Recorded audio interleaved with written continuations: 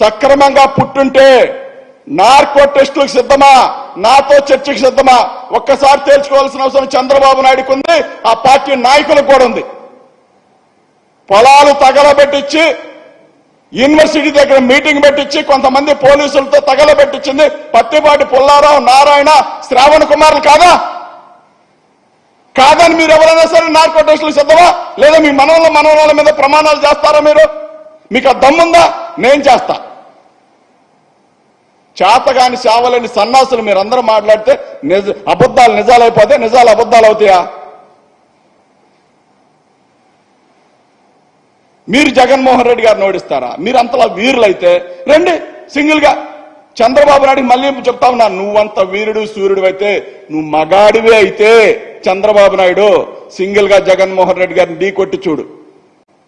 ఉడతబత్తి ఒక సబ్బెట్టి పట్టుమని 10-15 వేల మంది లేకపోతే వాళ్ళను చూసుకొని నీ పెయిడ్ ఆర్టిస్టులను చూసుకొని నీ ఇష్టానుసారంగా నువ్వు మాట్లాడుతూ ఉంటే ఇక్కడ అమరావతి పెయిడ్ ఆర్టిస్టులను పోగేసినట్టుగా అక్కడ కూడా పోగేసి ఇందాక జరిగిన సభ, ఇందాక సభలో ఏం జరిగిందా అంటే నువ్వు 400 మనిషికి 400 ఇస్తాను తీసుకొచ్చావంట. వాళ్ళందరూ తన్నుకొని గొడవాడుకుంటా ఉంటే మా పిల్లలు వెళ్ళి చూసి దాన్నందరూ వాట్సాప్ వీడియోలో షేర్ చేస్తా ఉన్నారు. చూసుకో ఒకసారి. నువ్వు పోగేసిన 10,000 మంది 15,000 మంది ఎట్టొచ్చారు ఒకసారి చూడు. నీదే ఈ భాగవతం. చంద్రబాబు నాయుడు గారు నీ డబ్బహం అనేది దించుతారు 2024లో. 19లో దించారు, శాశ్వతంగా 2024లో కూడా దించుతారు. సిద్ధంగా ఉండు. జగన్మోహన్ రెడ్డి గారు షర్ట్లు మడతేసి కాలర్ మడతేసా, మరి షర్ట్లు మడతేసా టైం దగ్గరకు వచ్చిందంటే ఏనాడు కుర్చీ మడతేస్తాడంట. కుర్చీ దేనికి మడతేస్తారు? నిన్ను మడతేశారు కాబట్టగా 2019 నుంచి 2024 దాకా ఇప్పుడు దాకా కొనవుపుడితో కొట్టుకులాడుతూ ఉన్నావు.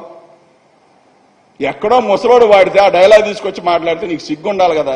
నీ వయసు ఎంత, నీ అనుభవం ఎంత, ఏం మాట్లాడుతా ఉన్నావు? ఎవరిని దొంగల కింద చిత్రీకరించాలనుకుంటా ఉన్నావు? ఇలాంటి వాడంట ఈ రాష్ట్రాన్నంట అభివృద్ధి చేస్తానని చెప్తా ఉన్నాడు చంద్రబాబు నాయుడు. నువ్వు, నీ కొడుకు, మీకు దమ్ము ధైర్యం ఉంటే, మీలో ఎవడైనా సత్తా కలిగినోడుంటే నువ్వు ఎంపీగా నా మీద చంద్రబాబు నాయుడుగా నా కొడుకుని పోటీ చేయొచ్చు. లేదు పరుచూరులో మా క్యాండిడేట్ పైన నువ్వు కావచ్చు, నీ కొడుకు కావచ్చు, ఎమ్మెల్యేగా పోటీ చేయండి. నిన్ను ఓడించకపోతే రాజకీయాల నుంచి తప్పుకుంటా. చంద్రబాబు నాయుడు చెప్తా ఉన్నా, నన్ను ఎంపీగా నువ్వు ఓడించి అక్కడ ఏమి చేశానన్నావు కదా. అర్ధరాత్రి అపరాత్రి రాత్రి 12, 1 గంట 2, 3, 4 అయినా సరే నా ప్రజలకు అందుబాటులో ఉంటూ ప్రతి ఒక్కరి సమస్య వింటూ ఉన్నా. నువ్వు మాట్లాడేదేంటి? ఎస్సీలంటే దొంగలుగా చిత్రీకరించాలనుకుంటున్నావా? ఎస్సీలు బీసీలతో పెట్టుకునే కదా నీకు కర్మ పట్టింది. రేపు 24లో చూడు, 24లో నీ గతేమవుద్దో. నువ్వేమనుకుంటావన్నావంటే 2024లో ఏదో రకంగా ఒడ్డెక్కి ఈ రాష్ట్రాన్ని మరొకసారి పిక్కు తినాలని చూస్తా ఉన్నావు. జగన్మోహన్ రెడ్డి గారు 24లో గెలిచినాకంటే జగన్మోహన్ రెడ్డి గారు అంతు చూస్తాడంటే చంద్రబాబు నాయుడు అనే వ్యక్తి. మొన్న జైలుకి వెళ్ళావు, 371 కోట్లు దోచుకు తిన్నావు. దోచుకు తిని అక్కడ బెయిల్ కోసం ఏం మాట్లాడావు? ఒక మాట చెప్పు చంద్రబాబు నాయుడు. నాకు ఆరోగ్యం బాగాదు, నా ఒంటి నిండా సర్వ రోగాలు ఉన్నాయి, లేని రోగం నాకు లేదు, చివరికి మొలలు కూడా బయటపడ్డాయి అని చెప్పి నువ్వు బెయిల్ తెచ్చుకున్నావు చంద్రబాబు నాయుడు.